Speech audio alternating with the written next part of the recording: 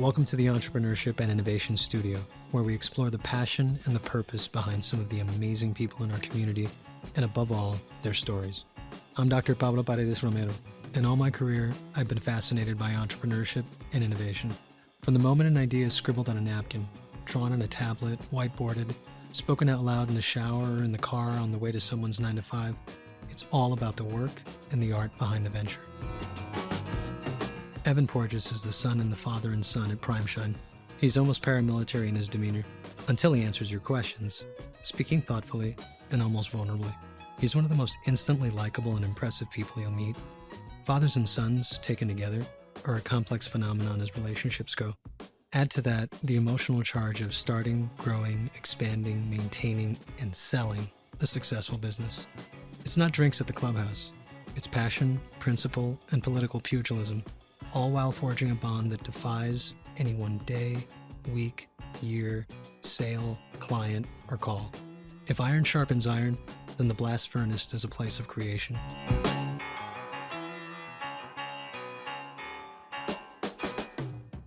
Let's talk about community. Tell me about the community in which you grew up.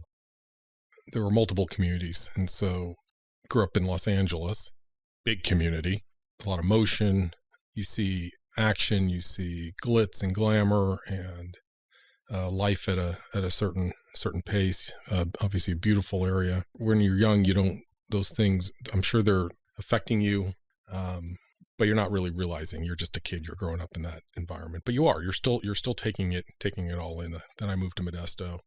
That community I found, obviously, in more ways than one. Obviously, it's a much smaller community, but it was a community. I don't think growing up in a big city like Los Angeles, you really get a sense of community. And so for us, the move to Modesto, it was after people thought, boy, that must have been really tough. For me, it really wasn't. That was not a difficult transition. And quite frankly, the people and the friends that I met in the Modesto community in the 3 years that I was here, I went to high school, far deeper relationships than the 12 earlier years in Los Angeles. In terms of your DNA, what did those two communities imprint in that, would you say? I think growing up in LA, that portion of my life helped form, I'll say, some risk-taking, the sense of adventure. And it was a totally different time, than obviously today's times. But my mom would just, in the summer, I'm 10 years old, and she would say, here's $5 in your OP wallet. Grab your boogie board. I remember those. I'm taking you to the RTD, mm-hmm. and you're going to Redondo Beach today. And on your own, you and a buddy, here's $5 that'll cover you, mm-hmm. and jump on the bus with your boogie board and have a great day. Just be back for dinner. That's true. That's the way it was then. There wasn't fear, and so that teaches you responsibility. It teaches you, again, to be able to accomplish something what sounds as simple as jumping on a bus here and going there and getting back. But that's a part of the imprinting of teaching you life skills. Mm-hmm. And so I think growing up in that area helps with that. And then you move to a town like Modesto, and I think that's where you develop more of your people skills. In a smaller community, people have your back more. Okay. At least I felt, than in the bigger city. It's more of a dog eat dog world. There's so many more people. But you move up to a town like Modesto, and I think that's where I really started to develop my people skills, my enjoyment of people, my wanting to help people. I think mm-hmm. that's where a lot of that started once we got up to a smaller town. So totally different person had you stayed in LA, you think? Yeah. We often talk about, in terms of opportunity, in Modesto, we ultimately became, I'll say, a big fish in a small pond. That shouldn't be taken negatively. We're nothing in Los Angeles. We're certainly not who we've become, or what happened to us in a town like Modesto or the Central Valley. Where that relates to is we were able to help more people here. We were able, with our lives and our position, to give back more in a community like Stanislaus County than ever in Los Angeles, where you're a little fish in a big pond and you're nothing. The dynamics are totally different. Totally different. So what does the word community come to mean to you in your life? Community is people helping each other. It's creating new ways to make the whole community, successful. And so you have these different levels of community, because I also think about, when I read this question, was, I have a community in my own house. right? Mhm. And so you have your smaller community that's just focused on your immediate family. Mhm. And then you have a little larger, your friend circles and different circles. And then you have your city and your county, and it gets bigger from there. I think for us, community is really our immediate circles that are looking out for each other. That's what has become most important for us as we, at this phase in our life. It's being able to give back to the community that no doubt helped us get to where we are. Speaking of the business community, and we'll talk about that for a little bit if you like. How has the business community here in the Central Valley evolved, do you think? When we first, so this is 1990, 1991 when the business starts. And so I'll say that you had a really kind of a more of a, it was just grassroots. I mean, I want to say mom and pop. I want to say to some degree hokey, but it was small town. We thrived on things like there was an organization called Trade Club where we would go and everyone would throw their business card into a raffle machine and it got picked and you won whatever you won, something, wasn't extravagant, but you won something, right? Okay. And chambers of commerce and it was much smaller and small thinking back in those days. But as time went on, obviously with the internet explosion and the world influences, I think it was important for businesses in cities, small cities, Turlock and Modesto, to take advantage of that kind of technology. Mhm. And so it did evolve out of that little small mom and pop to much more sophisticated. We were right in the middle of that. And that was kind of fun to be a part of. Whenever we did anything in the business, I encouraged all of us to think of ourselves as a capital B business and not a lowercase b business. Mhm. I want businesses to think themselves as something bigger. If you start small and think small, you'll just be small. And you can be small, you can be a small business, but still thinking big. Where do you see it all going here in the Central Valley? What do you see the business community evolving into? It's a tale of two cities. What I see is some of the larger mid-market and larger companies selling because of opportunity and business climate. So I see that happening to a lot of our local mid-market and larger companies. And then I see the little guys staying smaller and doing fine, but it's evolving not just in Modesto, because let's face it, you could drop down from anywhere into Modesto and you if you looked around at the retail environment, you could be in any city USA. And that's, good and bad. Mhm. They're all the same. That's troubling to some degree, but I think for business today, you either get big or you stay small. Being in the middle, you're going to get eaten. Mhm. That's just a reality, and that was a reality that we found. Mhm. What is the single most important thing you would tell the new business owner in the Central Valley about the Central Valley? A little bit of what I just said was plan bigger, build bigger, expect more. I think one of the reasons why, the Central Valley still lacks some of the more popular retail markets and stores and what have you, Mhm. is that the demographics of our community and what you'll read from, whatever kind of Dun and Bradstreet and whatever sources you're getting the demographic numbers and the economic numbers of this community, it doesn't tell the story about, what is here and what is capable here. Mhm. And so even when I find myself involved in some small development projects, what I am reminding partners and others who are doing it is do it big, do it bigger, and do it better. And we discovered that in the wash business where Mhm. several of them were just built too small. And so we couldn't ultimately do the volumes that we wanted to Mhm. because they needed to be bigger. And so that would be my advice to folks coming to business here is expect whatever your pro formas are, double them. Got it. Let's talk about learning. What would you say was your most powerful learning experience as a small business owner? You do look back, you do find certain intersections where you discovered you had what I'll call the chops to do this. When you're 22, 23 years old and you're fresh out of school and you've had all kinds of different jobs and you wonder, where's my future? Everyone does. There will be a defining moment. And my defining moment was when we had an employee who was actually an employee that was an acquaintance of my father's. He hired him. My father hired him. Mhm. And the guy was out of control. I don't know if he was on something. I don't know. And that's not a dig at Norm for hiring the guy. The guy was on something. Okay. And he needed to go. Trying to get a hold of Norm this was early 90s. I mean, it's not as easy as it is today, right? Sure. We didn't have cell phones and all. I don't even know if we had pagers, right? Oh, man. Right? Anyone Pagers. listening remember pages? Pagers. So any event, you make a decision. The decision was you go up to the guy and you say, back in those days, you don't have HR departments and need checks before they leave and all that. You just say, get off the property, you're fired. You'll get a check when you get a check. And that resonated with me.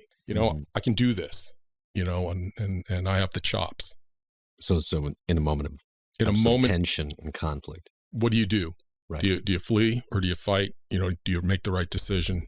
And I look at that as an early example of a time and place where, I made that right decision. What did it tell you about yourself in that moment? At that point in that moment, it said, you had what we call in Yiddish the chutzpah to make the decision. You weren't going to wait for someone else. It was okay to live or die by that decision. And the company, even early on, we had a culture that, you can make decisions and there wasn't going to be a negative ramification for making decisions. What does lifelong learning mean to you? What does it mean? How do I continue to do it? You continue to evaluate day by day things that you're doing and applying the lessons that you've learned in the past, because you're always changing and evolving. You really are. And to that end, I think you just have to stay constantly aware. You can read, you can go see people talk, and you can do all that, and that's all great. But I think I've learned the most just by watching and being aware. And I'll even say, like, even as a kid, I was always curious by watching people, whether it was watching the guys, do the trash, watching, we had a landscaper, Paul Takahashi, I'll never forget him. I would watch him every time he was there, and you just learn so much by watching and observing. Mm-hmm. And I learned a lot from people like that by just watching and learning. And so lifelong learning for me is just that you're constantly observing. There's a sort of devotion to craft. No question. That you get from observing people. Who or what has been your greatest teacher? Obviously my father and I, in that relationship that we've had, very fortunate. I mean, I'll say I've worked for him for 53 years, mostly successfully. Family businesses are just that with challenges. And so, but there's no question he's been a significant mentor and teacher to me. But I also, what I'll say about mentors and teachers, it's equally as important to learn what not to do as it is what it is to do. Mm. And so, if he was here, I'd share stories. It wouldn't hesitate. But he over the years has showed me, how I don't want to be equally as how I do. And that's okay. That's important to me, because we're different people and we have different styles. And quite frankly, to that point, it was almost tongue in cheek over the years. When we'd go into business meetings, he would say, okay, you're going to be the good cop and I'll be the bad cop. And that was sort of our roles, and that's okay. We did that well together, but there's no question. And we'll probably dig a little more deeper into that, but he was a tremendous teacher to me. I think it's really important to seek mentors also in your life. And so some have fallen into my lap, and there's a fellow by the name of Chuck Cady who owns a chain of car washes up in Portland. And he owned the chemical company that we bought all our chemicals from. Him and I had a lot in common. We just hit it off. And so I was very fortunate that, I'll say for the past 30 years, he's been in my life, and not just with business skills, but personal skills as well. He's taught me. And then I sought out relationships within our industry, the business industry, the car washing industry. I would get a trade journal. It'd be a focus article on, the best in our industry in Indiana. It happens to be in Indiana. And knowing that I was going to be in Indianapolis for the Indy 500, I called him out of the blue and said, you don't know me. I'm this little operator with 4 stores in Modesto, California, and I'd love to buy you a cup of coffee. I'm going to be in for the raise. And he goes, I'll do it on one condition. Okay. And he says, bring all the marketing materials that you have, because I want to learn from you. Okay. How powerful is that? Okay. So here I am calling this guy who's running, in my mind, they still have the finest operation, one of the finest operations in the country. And he wanted to learn from me. That was big. And in fact, we did meet, and coffee turned into lunch turned into dinner, and the relationship is still around today. And there it is. Interesting. I'm a teacher, but I'm also a student. Really interesting. And I'll say those 3 stories, and my father, Mr. Cady, and then the Indianapolis folks, probably are the three that most influenced me, no question, in my business career. What do you feel you are most apt to teach another human being? It's funny. So I circled not golf. That's Not golf. Not golf. Okay.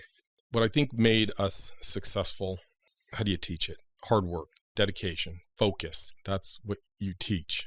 That's what, if I could, if there is a way to teach that, Mhm. that's all we did is we just, worked hard.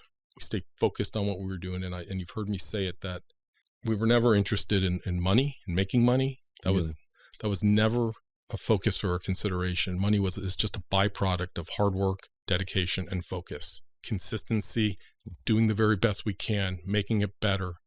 Clean, dry, and shiny in our industry was always our mantra. It's got to be clean, dry, and shiny, right? Mm-hmm. And so we focused on that, and the rest followed. Research is a topic of some discussion in the circles in which you surround yourself right now here at Stan State. What role do you believe research plays in the everyday life of a small business owner? And what role do you think it should play? Yeah, it's interesting as I thought of that question, because I think small business needs to be careful on research. I mean, spending a lot of money on something that may not work. And we were cautious, and at times we got caught with being on, I'll say, the bleeding edge of technology and research. I think small business needs to, again, be cautious of how forward they are with new technology. I think for us, one of the more successful ways we approached the business was, I'll say, benchmarking instead of innovating. I don't know if we ever innovated necessarily. PrimeShine wasn't our invention. Mm-hmm. It was innovative to bring it to the Central Valley of California, but it wasn't our invention. The concept existed. PrimeShine, the brand, didn't. It just took someone with cojones to say, Norm to say, I think this will work here in the Central Valley of California. So that was innovative. Mm-hmm. But in terms of, as the business grew, we sometimes bit off a little more than we can chew too early. We looked to benchmark. We looked to industry experts. We looked to get help with problems and to collaborate with others. And so, like Mr. Katie I talked about earlier. So Chuck owned the chemical company and 20 washes. And so what a great collaborator. He's making the chemicals. We're struggling with certain, they're not coming out clean, dry, and shiny, right? Mm-hmm. He's going to help us with that. And he's going to help, and he's going to do the research. So I think for us, it was more about partnerships than innovating and research. What is it that sends you down the wormhole of research? Like, what do you geek out on? I have no idea what that question means.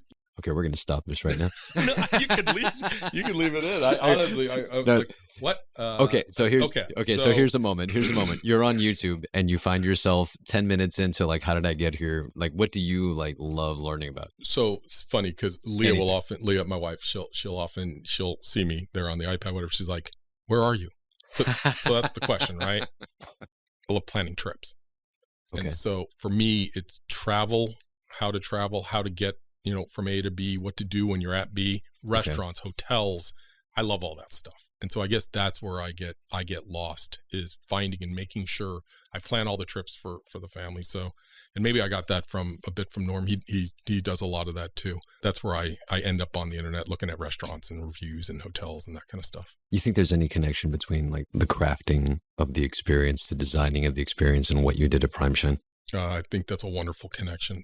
Growing up in the 80s, we were students, whether we knew it or not, of the retail experience becoming something that corporate America started to pay attention to. Mm. What was going and getting a cup of coffee in the 60s, 70s, or you go to the diner, the coffee shop, there was no experience. It was, sure, it's an experience, but it wasn't what the Starbucks created. I grew up watching what Jamba Juice was doing. When you would go into the Jamba Juice stores, you just felt happy. Why? The wallpaper, the fruit, the way they designed them, everything, the bright colors, and what I would do when I was in these types of retail establishments, first thing I would do, I would take all their literature of come work for us. This is what we do. And again, that's benchmarking. I didn't innovate it, but what I did, and what I like about benchmarking, it's a better word than stealing, cheating, all that. It gives you the opportunity to see what these very smart people have put together in corporate America and then apply it to yourself in a small business. And so you take those types of companies, Southwest Airlines, same thing. Prime Shine was somewhat the brand evolved out of Starbucks, Jamba Juice, and Southwest Airlines. And I would look at Southwest Airlines and I'd watch the guys on the tarmac and see how they logistically move things around. And then you looked at how we at the Wash ultimately move things around. I think we got to look for models in all different industries, not necessarily the one that you are necessarily in. Because the reality of what we found, our industry, the car wash industry, really lagged far behind in technology. And there was very little investment in technology in that industry. And so if we were going to push our industry, and at times, we were pushing, not innovating, but pushing, we push our vendors. It was because we said we need more like we see over here. And so we did that often with all software providers, POS providers, those types of people. I've heard you discuss innovation just for a moment and what your sort of perception of the word is and its application to Prime Shine. Stripped of context, and what does the word innovation mean to you? It's solving a problem or a niche that or a void that exists in a particular industry, and we filled a void and niche in the community by dropping this product, this service into Modesto, and so that was innovative. And so that filled that niche. The other thing, what's really unique and what was brilliant on my father's behalf of timing of bringing that service into the Central Valley it was also the late 80s, early 90s. We were starting to value convenience and time. So there was this convergence of what was going on at the time and introducing this model, because in the car wash industry, there's basically three models. There's this self-serves that you pull into the bays and you do it yourself. There's the full service where you get out of your car, give someone the keys, and you go in the luggage shop, deli, whatever, and then they wave the towel at the end that they've dried it. And that takes, could take 30 minutes, could take an hour, right? And so this middle that existed across the country didn't exist in California because no one thought that it would work here. Because Californians are vain. Californians want people to see the car they're going into. They want a grandstand when their car is ready and all that stuff. But at the time, convenience was starting, and quick serve was starting to come out, which is the reason why the first name of the company, it was Prime Shine Express. And the logo emphasized express. And because my father really liked that word, and it obviously it connotated speed and in and out and all that, which was new concept. As the years went on, because that concept of convenience was becoming so readily in every industry, everything was express. You had express sandwiches, you had express luggage, you had express shoe repair, you had express dry cleaning. Everything was express, and so people were just calling us Express, and I didn't care for that. And so we rebranded to emphasize Prime Shine. I really want Prime Shine to become that synonymous with washing your car. I wanted people like you go get a Kleenex, right? That's a brand. That's not what it is. Xerox was right. Right. I want Jell-O. Right. That's a brand. That's not a product, but it became that. And right. I really wanted Prime Shine to become that. And ultimately at the end I think we were pretty successful with that.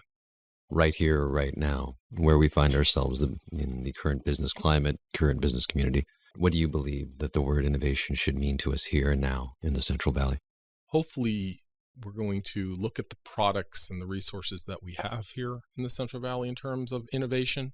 And I know there are efforts to look at our biomass that we create, within the ag industry and say, what can we do with that? That's on a large scale.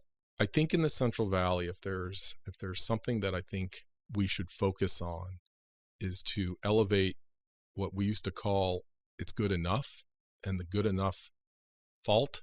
And what that means is I think a lot of times, because there isn't as much competition to be excellent like there is in a major market.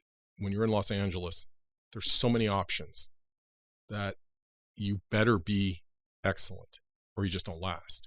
In the Central Valley, we tend not to have that kind of competition, and competition does drive excellence. And so I think in terms of innovation, I would like our Central Valley businesses to be aware of and try to drive excellence in their product, in their employee care, in their customer care, in their service. We think that way necessarily, which is one of the reasons why, Prime Shine, had a level of success, because we focused on making sure that our employees were taken care of very well, so that ultimately they would take care of the clients. I want to go back to the middle. We were talking about innovation and prime shine, how there was one model, obviously self-serve, and the third being the end of the bookend being could be an hour, 45 minutes to an hour. Take me back to that moment where you were defining the middle and you knew it before most people did. What was that like? What made you draw an involuntarily quicker breath when you realized it? I can't take that away from my father. That was his breath. That he was. I'm still in school. I'm getting my degree. So I graduated in December of 91, and the first car was washed in April of 91. I graduated just a little bit after, so I can't share in that first breath of what it was like. I can tell you, I'm sure he probably shared with you, but if he didn't, he was routed to go look at this model in Portland and then one up in Reno.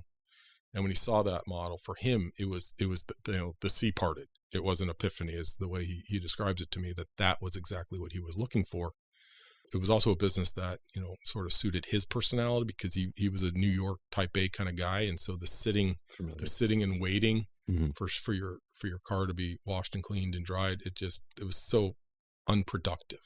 Mm-hmm. And so when he saw that model, and then up in Portland, when he saw Chuck Cady's locations, how they were modernized.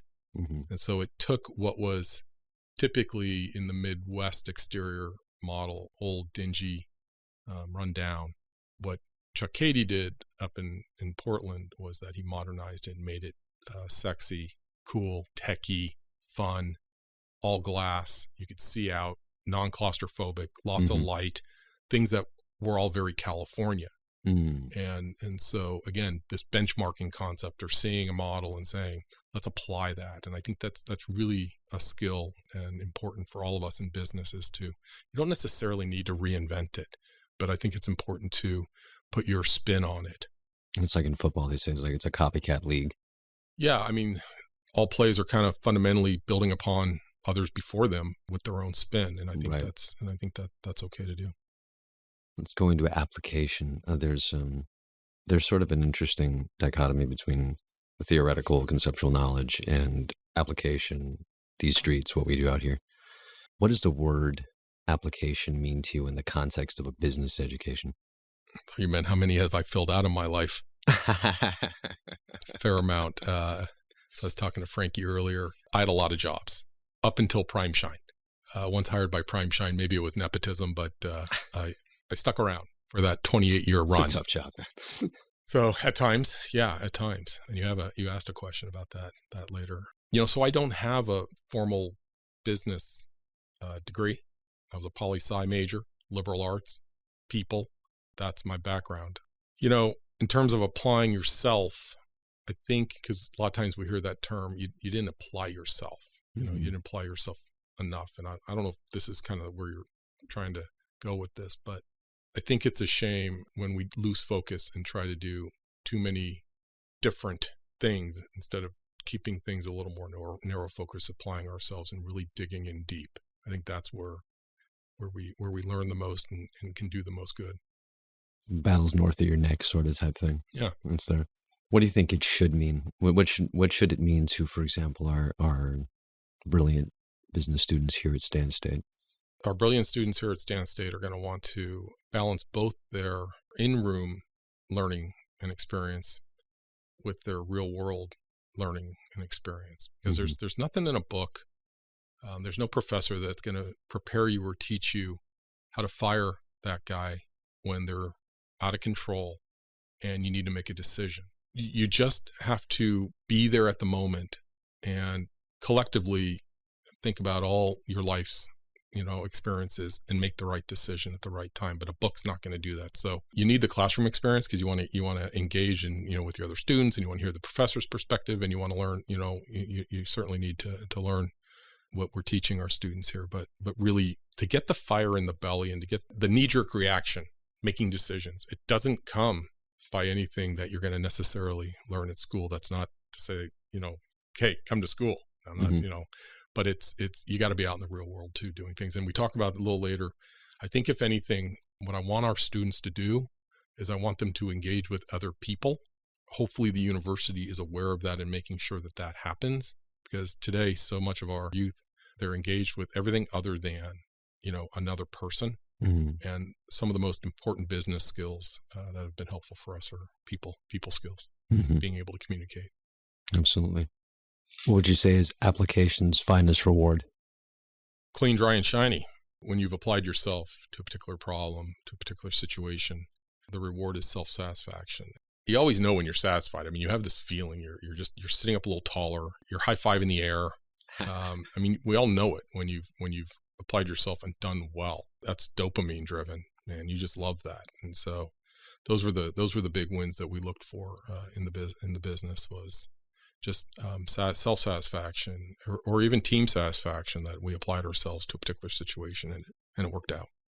What do you wish to learn one day and apply, irrespective of audience, meaning who sees it or who knows about it? I think we are. I mean, if the question, what do you wish to learn one day? I think, we're very fortunate, 53, and have the opportunity now to give back and apply what I've learned over, 30-year career in business and in the community. And so, we're very fortunate. And what I really enjoy is, and I've helped young folks start their own businesses. That really drives me. So it's happening right here, right now for you. Yeah. What do you feel our students would be best served to know about applying what they learn here with us? It's really important to be in the classroom and engage and read the books and do the tests and all of that. But force yourself to find yourself with other people and other situations, and situations where you got to make decisions, situations where you might be the leader, put yourself in groups, and sometimes you're the leader, sometimes you're not. And that's hard too. You got to learn how to follow the leader and be okay with decisions that you wouldn't be okay with. I think that full rounded experience for the students should be a combination of both out in the world and on campus. Who is Evan Porges? I think I'm a fun guy. I think I'm dedicated. I'm creative. I'm involved. I'm funny. I enjoy a good time. I'm probably less serious than serious in my day. I enjoyed leading, and in that role, we always tried to have fun while doing it. For me, for who Evan Porges is, hopefully he's been a good stepfather, a good son, a good husband, all those roles, good community member. I've tried to give back. I was very fortunate to have fallen into a business model that did suit a lot of my who is Evan Porges, because Evan likes to create. Evan likes to work with his hands. Evan is a good marketing guy, an advertising guy. Evan had a lot of energy back then. And so the business worked for me because I was mechanical and I was creative. And so it really worked well. I happened to also have a penchant for things being organized and clean. And I was that kid, and I still am. I'm the guy who makes the bed. The day can't go on unless that bed is made and tight. And there's intentionality. and that's a personality type. I can't stand a mess. I can't stand things being cluttered and out of place. And so that worked very well when working in the business that we're in and scaling the business we're in, because the systems that were created out of necessity, because everything had to be organized, because you can't scale a business if there's no organization. Even before we even get there, best practice is safety. All of it. Yeah. Right. So going back to younger Evan, what was he like? Yeah, I'd like to say that he was the same guy, right? One of my very first jobs was delivering newspapers in Southern California, and we lived in a part of Los Angeles. I was on a hill, and so delivering papers, it was fun on the way down, not so fun on the way up. But the papers would get delivered to us from the company, and this is back when kids could do this. I don't think that happens anymore, but the bulk papers get dropped off a little bit after 4 a.m, and with the inserts, and that's what time you'd get up. And so I think I credit the newspaper job to establishing my biorhythm. I'm a morning person. Okay. And so I had no problem getting up early, folding the papers, putting the inserts, rubber band, putting them in the carriers, your front and back, and you're there, and right then you're now. on your bike. I mean, do you guys remember? Yeah, I mean, I can smell it, right? I can smell the ink. I can look at my fingers and see what they looked like from the ink. That was hard work. That establishes yourself, and I think again, credit my parents for just saying, yeah, you're not only you're going to have a job, but, we insist that you do these things. And so that was very influential, always hardworking. And then you fast forward in high school, I started my own landscaping company. It was called Evergreen Enterprises, pickup truck. And I would throw all the landscape material, the machines in back and go mow lawns, edge, even Mr. Takahashi, I told you I watched him landscape. And so I learned how to do plumbing and PVC and put sprinkler systems together and all that stuff. Wow. And, that's... How old?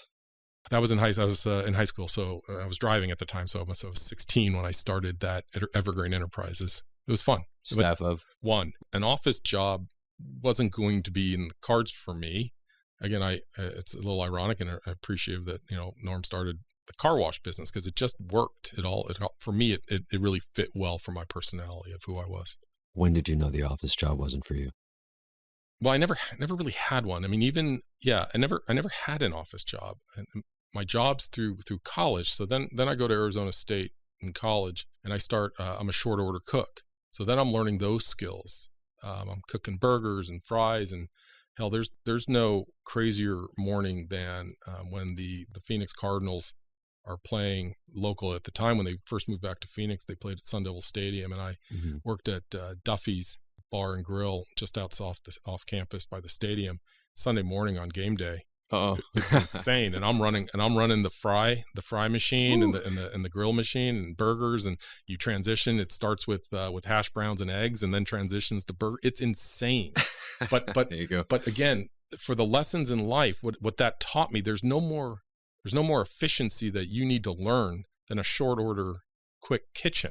Yes. Of kicking out orders that are coming in. And so to go back to application and learning from your life's lessons and applying.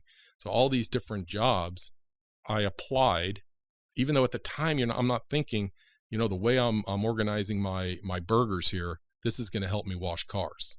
You don't think that way, but it does. It comes back in terms of efficiencies and logistics and all of that. It's become part of your chops. It comes, no pun intended. It becomes part of my chops. Yeah. To answer some of your questions, there was, and you have the question here, my least favorite job. And because in college I had a bunch of jobs, and the least favorite was, and again, it taught me what I'm not. I'm not a salesman. I sold sporting goods and treadmills at Sears, and I had to wear, the 3-piece suit and the tie and go and sell treadmills.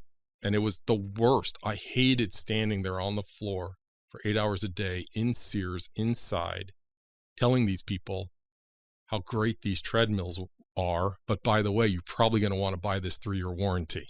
It was horrible. What made Evan ill-suited for selling treadmills in 3-piece suits at Sears? I mean, look at me. I'm sitting here in shorts and flip-flops right now. I mean, yeah, that was not going to be my forte.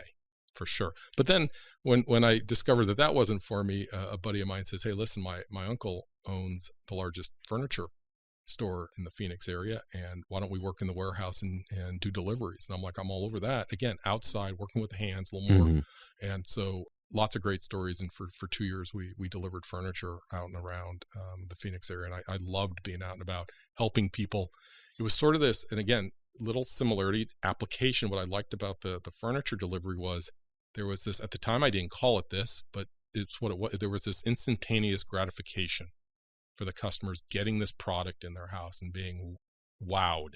Later in life, with the car washes, we experienced the same phenomenon with instantaneous gratification. You have a dirty car at the start, and 100 feet later, it's clean, dry, and shiny. And that's this instantaneous gratification that you see. So there was this application that I learned earlier at an earlier job that applied later. Where did Evan see himself now, then? I never pictured myself where I'm at today at all. You just don't. I know there's a lot of people that say you got to write your goals and put it on the wall and shoot for it, aim for it. I was never that person. We just worked harder, worked smarter, got up earlier, stayed up later, and just always focused on making things better and the best. I mean, I can tell you, life changed with failure. And my failure, I was a liberal arts major, political science. And so what that meant, because the washes hadn't started. You declare your major, and I didn't, even after the wash started, I don't know that that's what I'm going to go do that. What I was going to do is I was going to go to law school. Okay. And then I took the LSAT. Uh-oh. Yeah. Yeah. It was the most humiliating, but also humbling experience for me, because it's not the way my mind is clearly not wired in to have succeeded in that standardized testing environment. So that failure, for me, was critical, because I was either going to have to figure out how to do better if I wanted to get into a law school, or at the time, the washes had just opened, and Norm extended an opportunity and said, why don't you come home and see if this is something you like. And if it is, we'll have that discussion, what it looks like down the road. What was the moment like right after that offer was made to you? There's some hesitation. I mean, I think you have this, when you leave for school, you have this, I'm never coming home kind of attitude. Mm-hmm. I didn't have a whole lot of that, because for me, as I mentioned earlier, I liked Modesto. I mean, a lot of my friends that grew up here were like, I got to get out and never come back. That never really occurred to me, because the 3 years that I was here for high school, they were great years for me. And so coming back, it didn't bother me. I didn't have that. The coming back was being a part of a startup. That's what it was. It wasn't there was one location, and, was there room for me? My brother-in-law was working for the company at the time. What's that dynamic going to look like? I met this girlfriend at Arizona. She wanted to come out. What's that going to look like? I'm working for my father, who's also going to be my boss. What's that going to look like? And so, yeah, there were a lot of concerns. At the same time, better than anything else I had at the time, right? Come home and hang out with Dad and do this. And it was a lot of fun. The roles and the power dynamics involved in a father and a son, assorted family, working at a family-owned business. When did you first become aware that was an evolving thing, an evolving phenomenon? Yeah, I mean, I think anyone who's listening who is in a family business or thinking about it can empathize that the roles within the business, they overlap. There are times where, is Dad or is Dad boss? Well, he's kind of both, but when does it start and stop? If you invite your father over for a barbecue on Sunday, is he your father or is he your boss? Those are challenging things that we experienced. And I'm not sure if we mastered any of it, but I think, we did a fair job, the best we could. I mean, we're still best friends and hang out. It didn't shatter our relationship, and that happens. And so we worked hard. We always said most important was going to be our relationship out of any of these, these differences that we have. And so we worked really hard. We also said that the business had to be successful in order for any of the other relationships to be successful. And so we made sure that we focused on the business first. To that end, we did have to depart with family members over the years, and those were some really tough decisions. And again, a part of the chops that you have is when you need to part ways with family members, and how you do that. But again, as the business got bigger, we had to make sure that we were making decisions for, at the end, all 250 employees and not just one individual employee, which is hard to do. Who do you remember from your earliest allies? They could be employees, supporters, mentors, and why? I said it earlier, I can't overstate the influence my father primarily has had on me. I mean, I worked for him. I'll say I've worked for him for 53 years, good and bad, right? Before he was my boss, I mean, as a kid, he was a hardworking guy. So I remember him just, workaholic, working hard for the family, but then making sure he had enough time for coaching us and Cub Master and those things. So he did the best he can, but that's, again, that's early. Sure, there were coaches, there were teachers, professors, bosses. There were a lot of people along the line later in life. In one of my high school jobs, I worked for Jack Frost Ice and the owner of that company, Wayne Henry.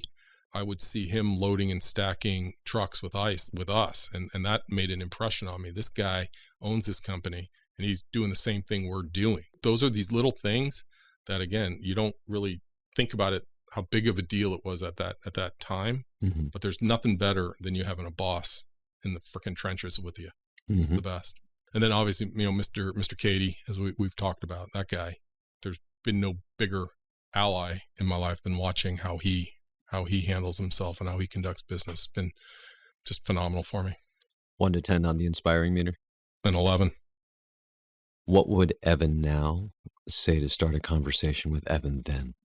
These questions, Pablo. What would Evan now say to start a conversation with Evan then? It would have been, to go back to your question, it'd be interesting to say to Evan then, how will you judge yourself if you're successful or not? That would be interesting to go back and say, how will you judge yourself when you're 53 years old? How will you judge yourself if you've been successful or not?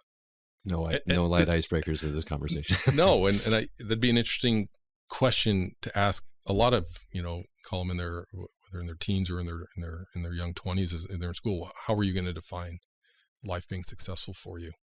It's really interesting, and hopefully, because we tend to be so thing oriented and monetarily oriented, that stuff tends to be the focus. And I hope I would have had the thought at that time that it's not about stuff and money. Your major in college was poli-sci, right?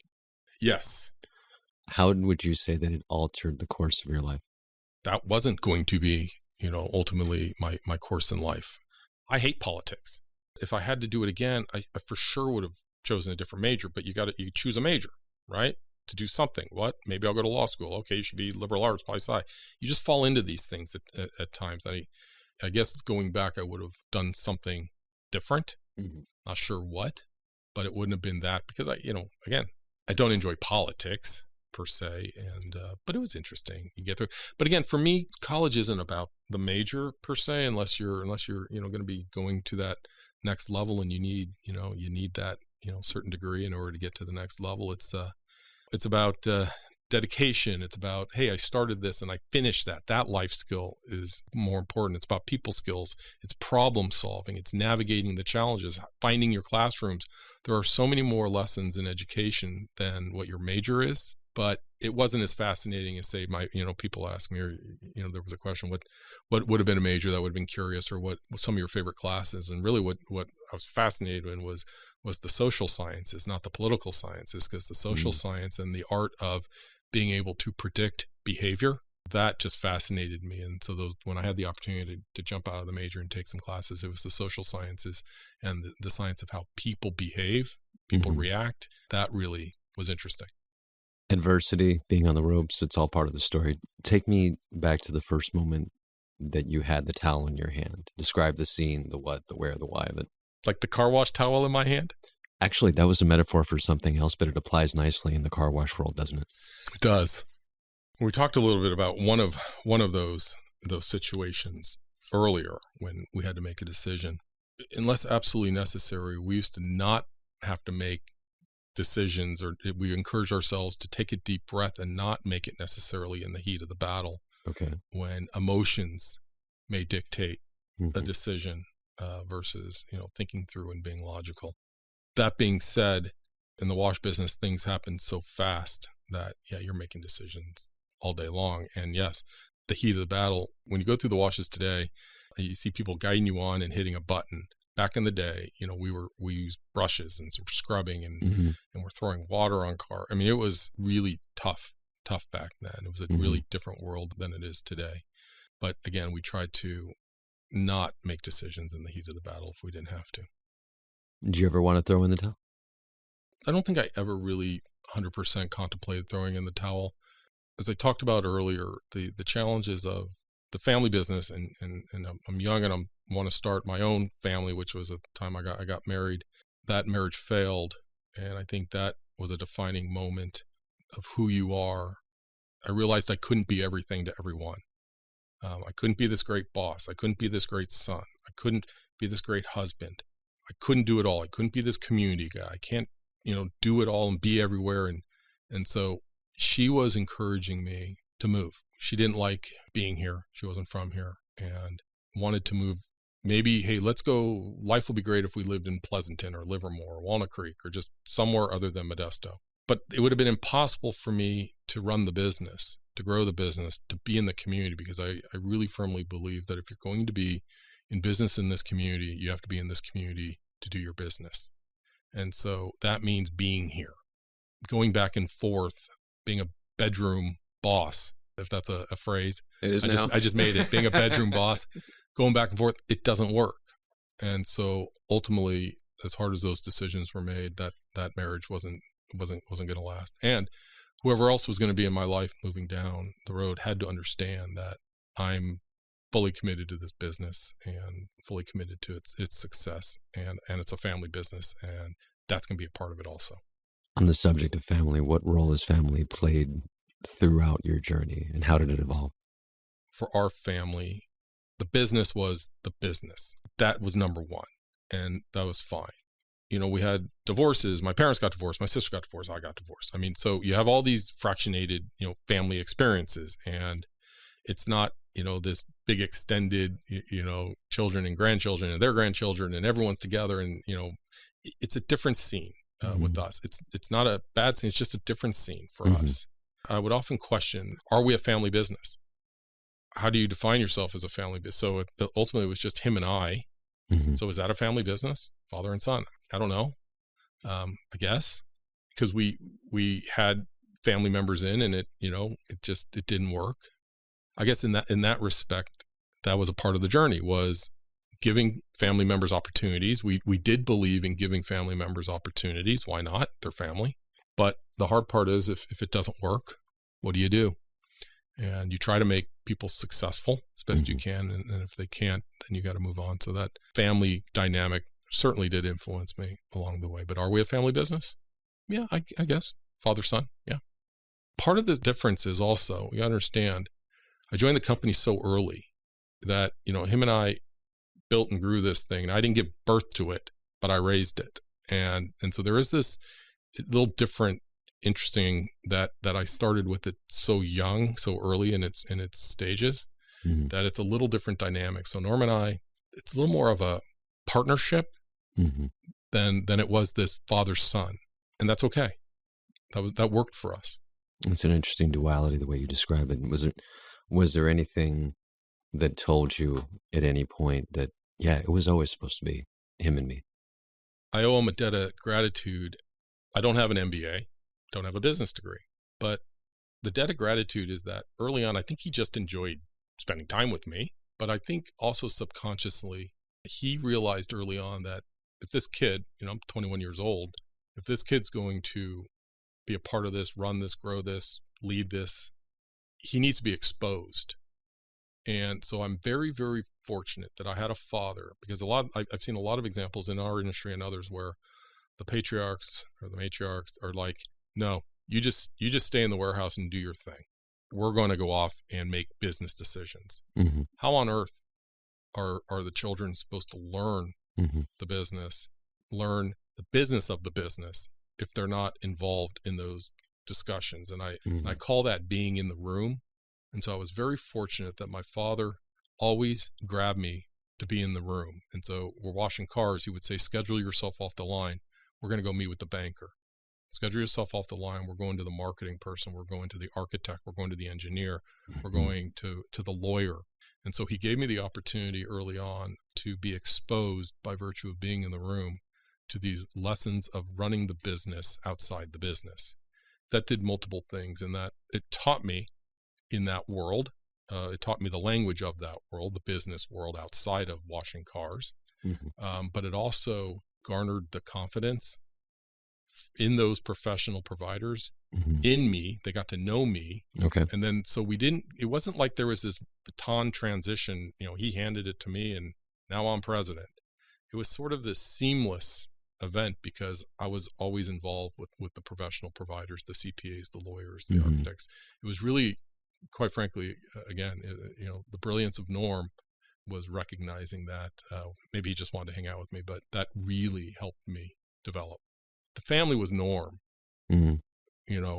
Now in my life, with my wife and say the stepkids, my bonus children, that plays a whole nother role in our life. And Leah I've been with Leah 20 years. And so, we had maybe 10 locations, ended with 20. And I can tell you that having the support of your wife, your girlfriend, your wife, who became my wife, in the endeavors that I needed to do to grow the business, to support me on the business trips and the development and the planning commission meetings and the late nights and the early mornings. You can't do it without the support of that person at home. And I didn't have that the first time around. What I had was the push and pull and the fight and don't do that. Mm-hmm. With Leah in my life, it was the opposite. And she encouraged me and supported me. And so that's, no question in part how we ended up where we ended up. It's a force multiplier, isn't it? No question. What does the word leadership mean to you? Am I a leader? Am I a good leader? I don't know. Probably depends on who you ask. Okay. Tim Harms, who's a CSU grad and was with the company the longest in lots of different roles with the company. He made a funny sort of story one time about the 7 stages of how I used to make decisions. You? Me. Oh, okay. And, he was with the company for 18 plus years. So we grew up togetger. He started in 1998. So he had all the way through the access to all this. He saw, yeah. And he saw, and I learned from this because this was early, and maybe it was always the way it was. I started with, the guy, if someone would have a great idea, and I'd start with no. and then work my way back to eventually, that's a great idea. Okay. I wish I would have thought of it myself. Something happens in the middle. There's a lot of different middle stages. There's some pain in the middle. I like being the guy to make the decision. I'm not afraid to make the decision. I want to make the decision. But in the leadership roles, at the end, as the years went on, I really enjoyed much more being part of the listening, actually finding comfort in being the least smart person in the room. The success of Prime Shine as we grew and professionalized the company is that we surrounded ourselves with professional managers, CFO, HR, engineering, operations, IT, who were way smarter than me. And so if there's anything that I missed today about being not having the business, it's the collaboration with that team, solving problems together. You have to understand as a leader that you don't always have to have the answer. In fact, no one expects you. I think a lot of leaders find themselves where, my God, I got to solve this. No, you don't. You might need to have to figure out how it gets solved in terms of collaborating with other people and finding other sources and what do we do, and let's work on this together. But feeling, and this was something in my early days, I always felt like I had to have the answer.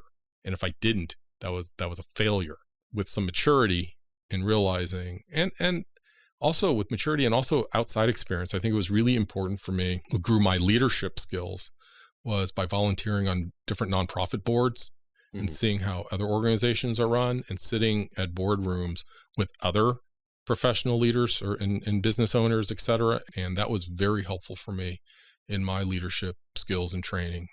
A leader they're a people person. They're empathetic. They make employees be the very best they can be. And so I found myself, the role of the leader was in many, many times.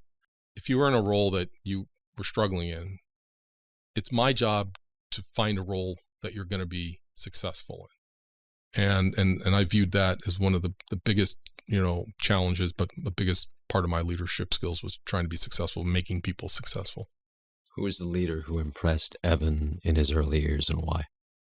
We talked a fair amount about some of this, the leadership and what I saw growing up. Again, I don't want to overstate it, but my father, for a lot of different reasons, was a leader because he was able to, not just in work, but then also, as a father for me. I really thought about this question, I'm trying to think of, who this great, was Ronald Reagan, and this is why. None of that hit me that way, I mean, I don't have this, Newt Rockney, go get him the Kipper. I mean, I didn't have any of those types of experiences, but, again, my father was certainly very influential, bosses along the road, just observing a lot of different leaders and leader styles. Who was your hero growing up? I can't point to that Super Bowl quarterback, that hero, that actor never, it's not part of my vernacular. I'm sorry, I don't have that. Who was your hero growing up? I can tell you who my hero now is. Who's that? And there's no question. It's my wife. I married her. She is incredible. Single mom, raising 2 children, having 2 jobs, super successful. I mean, that's what it's all about. So I look at what she's done and who she is and what she does now. She's involved in the community. And I mean, that's a hero to me. How did your relationship with Stan State begin? So I think you go back to the earliest days is coming on campus, meeting Walter Strong, Marveling Hughes. Those were some past president, past development folks, and they were brilliant. And we started getting involved there. Norm joined he was on the foundation board, and so we started, the Porges family started getting involved. And Champions of the American Dream program was one of the earliest experiences coming on campus. Later on, we would then do job fairs here, and those were always interesting. In the latter years of the Prime Shine, all 5 of our IT department were all Stan State grads. So Stanislaus State played a tremendous part in the success of Prime Shine. When you think of Stan State, what comes to your mind first? The first word that came to my mind was opportunity. Hopefully the community views this institution as a springboard for opportunity. In the last year, actually, we've been spending a fair amount of time on campus, and that's been great. So I just view this as a tremendous institution for folks to find opportunity and find what the next stage of their life is. What do you see for the we and its place in the region going forward? Hey, I'm super excited about the we. I'm excited that you're running it, being a part of it. The ideas that you've been bringing to the table recently, it's cool. Hey, listen, entrepreneurship is by far one of the greatest way for folks to find upward mobility within their community. Entrepreneurship comes in lots of different forms and fashion. And so we are just, we are blessed to have found success, starting a business, growing a business, running a business. If we can spark some of that into students, that they realize that entrepreneurship can be an option for you, that you don't need to go work for the big guy.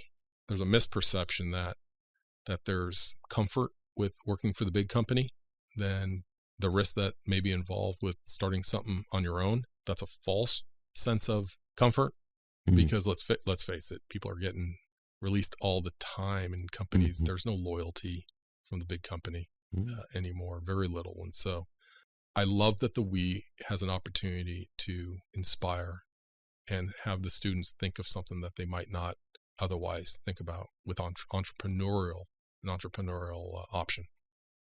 We were very fortunate to have you speak to a class of students last term. Describe the feeling that you had speaking to them.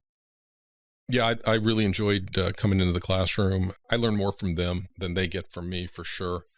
I love the questions, love the rawness. I love the, in some ways, naivety of the questions, and because they don't know, they're just, they want to know. What or anyone that can bring in is I can give you some real life experiences of hiring and firing and customer issues and going to court and getting sued and, successes and failures and starting things that didn't work and going to planning commissions and city councils and drawing up plans for a new facility. I mean, I can give you all these real life things because we did it. I think more than anything, I think the students' eyes light up when you start talking about some of the real life things. And maybe that goes back a little bit to what we were talking about, the difference between, what you learn in the books and then what real life examples can bring you. And so as the week continues, I think it'll continue to be very important for us to get some folks out from the community to come on in and give some real world examples, because that's just really where the rubber meets the road. What about that experience would you share with or say to our next speaker? From a logistics standpoint, I'd say do a better job than I did with getting the students to all sit closer in a bundle. It was a little challenging, because everyone's spread out. I mean, everyone wants to sit, Sure. Probably should have said, all right, everyone, let's all huddle down together. Let's make this a little smaller, fireplace chat. Besides that, I would just say, have fun with it, open up. I rattled off some facts and figures because, it's curious. I think it's very helpful for the students to hear some numbers and things, right? To be able to get something tangible. Yeah.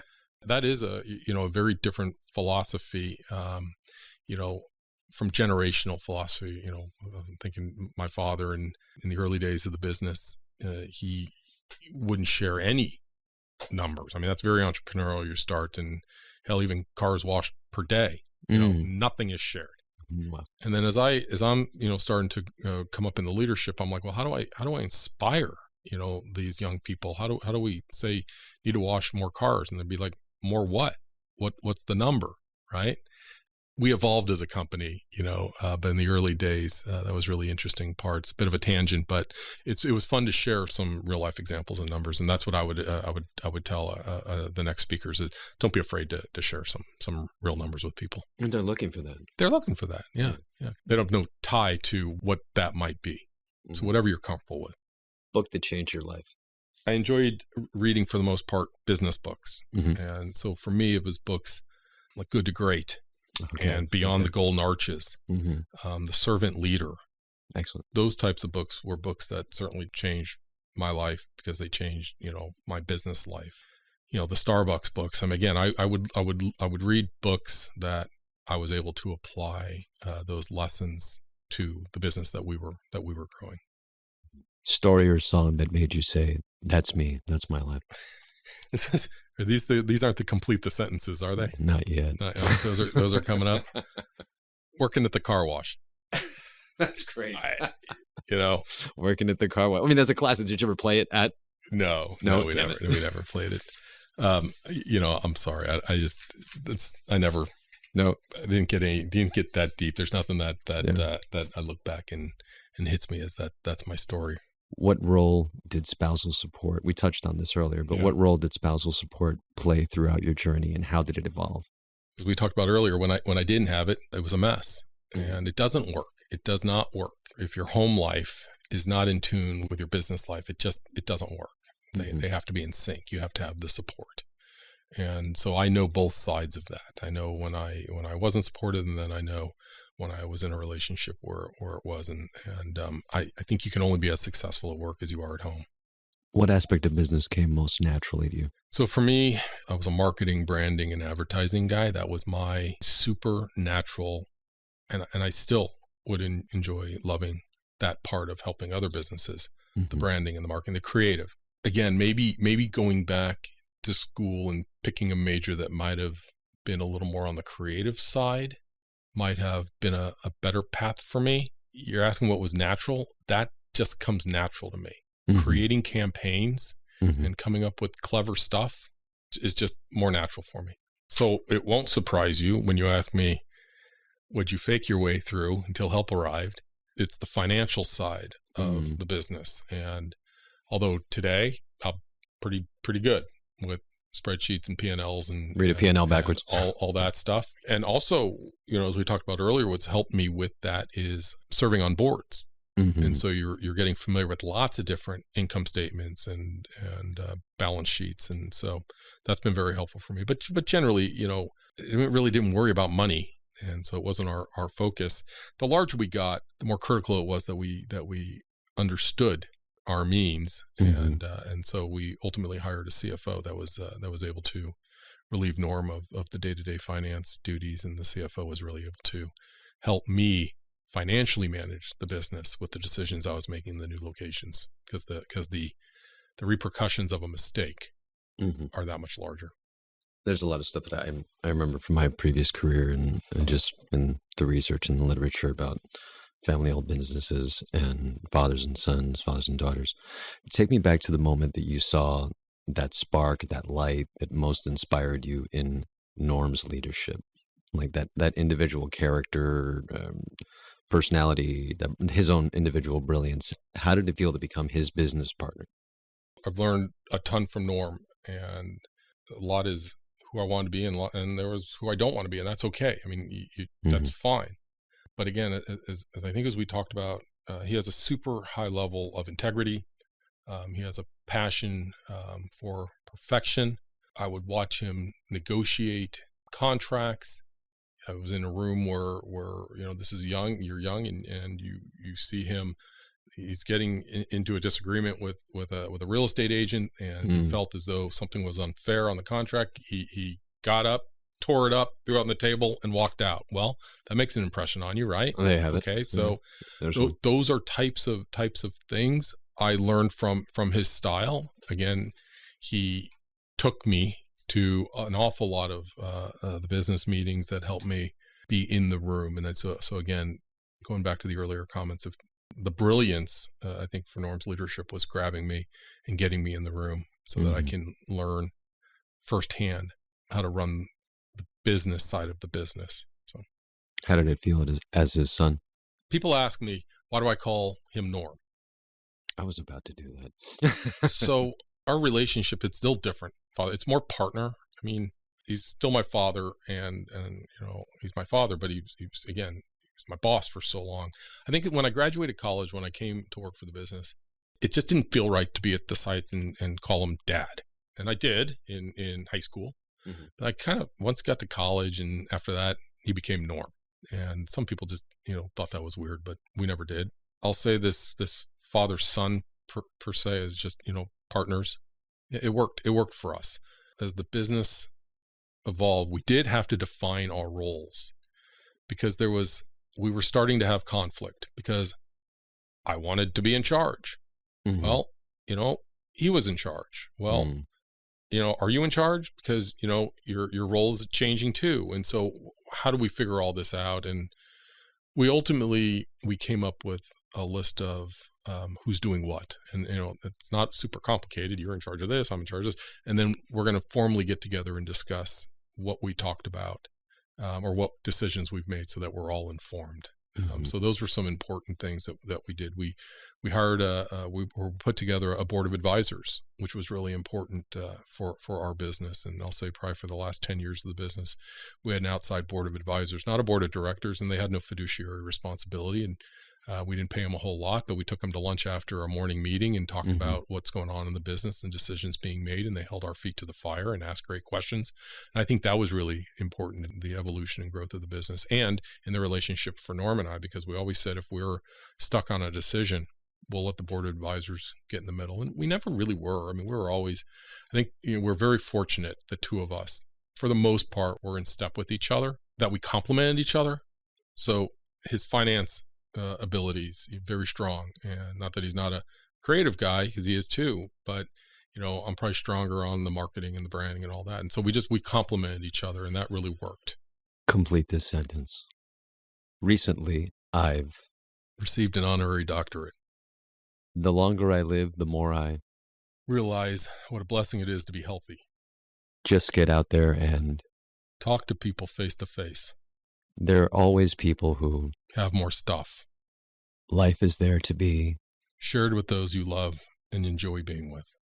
The last time I did something for the first time was speak in front of 10,000 people. I should really understand that it is more important what I don't say than what I say. I should really not be so critical. Winning teaches you nothing. Losing teaches you to question what you can do better next time. Being a father teaches you the importance of sharing time, experience, life, ideas, thoughts, and compliments. The acquired taste from which I have taken away the most is having fun. And that having fun, we went through an exercise about 10 years ago in Prime Shine where we did a mission value, vision, mission, and value statement. And when we put those statements together, for me, and everyone would ask, and we actually put it together on a graphic on a wheel, which made sense, a tire wheel. But for me, the most important word on there was fun. I just think that if you're not having fun doing something, then why do it? And find a different way, a different direction, or not do it. And so fun was a sort of a guiding principle and light for us if we're going to do this. And the business was fun. And we made sure of it. And I think our people really appreciate that. So that's the acquired taste I have. Random association. You know the rules. I'll say a word and you say the first word that comes to you. You didn't give me the words here to. No, absolutely not. Risk. It's worth taking. Expectation. Keep them high. Vision. Don't lose sight of it. Craft. Beer. Search. And rescue. Intentionality. Start your day with it. Temperament. Try to stay even-keeled. Father. Best friend. Son. Did a decent job. Family. Family. Story. I've enjoyed talking about mine. Thank you, Pablo. Legacy. Making a difference. Collaboration. The best way to get the best result. Entrepreneurship. The best option. It's not all about winning. Mentor. Critical. Routine. Important to have. Freedom. Whenever I come back to the U.S., it's nothing like hearing, welcome back to the U.S. Experience. No substitute. Quality. What you shoot for. Objectivity. Important to seek all angles. Alignment. What your car should have. Alignment. At least in the business world. I mean, I think it was good to have lots of different thoughts and opinions and angles. And I think eventually, once you make a decision, you align yourself and you're all on the same page. But it's important, I think, in the early stages of a decision that you're not all aligned. And now we come to the section we affectionately know as the 11.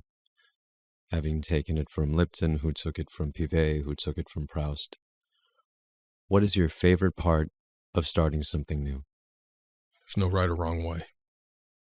What is your least favorite part of starting something new? People saying no or doubting. What interests you the most? Doing projects and helping others.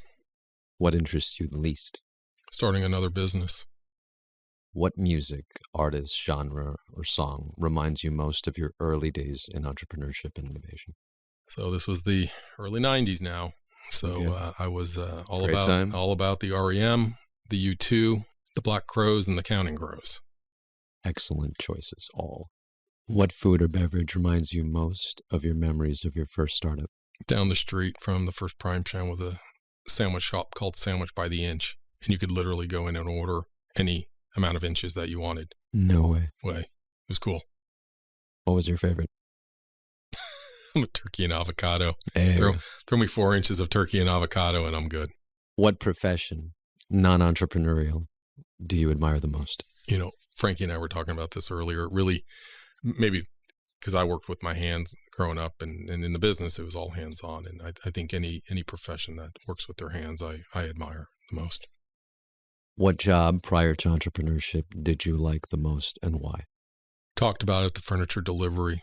It gave us freedom as we got to run around the town in Phoenix, got to, see run our own schedule, see the community. This is way before what it is today, but also that, as we talked about, that instantaneous gratification of seeing people happy with their new furniture was really cool. What job prior to entrepreneurship did you dislike the most and why? You heard it, Sears. That's right, the treadmill, and I'll not forget the image of you in a suit and tie selling treadmills and maintenance agreements. It was a horrible job, cooped up inside. If heaven exists, what would you like to hear God say when you arrive at the pearly gates? Hopefully, welcome. You've made a difference in a lot of people's lives. Immediately thereafter, what idea or innovation would you like to pitch him, her, they, it with the universe as your marketplace? Hey, I'm washing cars up in heaven. We're going to have, a 200-foot tunnel. It's going to be a beautiful thing up there. And that's what I know how to do. So that's what we'll do upstairs. Evan Porges, thank you for coming by. Thanks a lot, Pablo. Thanks for listening to this episode of the Entrepreneurship and Innovation Studio. This podcast is part of the Warrior Entrepreneurship and Innovation program, affectionately known as the WE. Our series is recorded on the campus of Stanislaus State at the KCSS radio station and produced by Frankie Tovar. Follow and subscribe on your favorite podcasting platform. I'm Dr. Pablo Paredes Romero, wishing you the best of everything, always.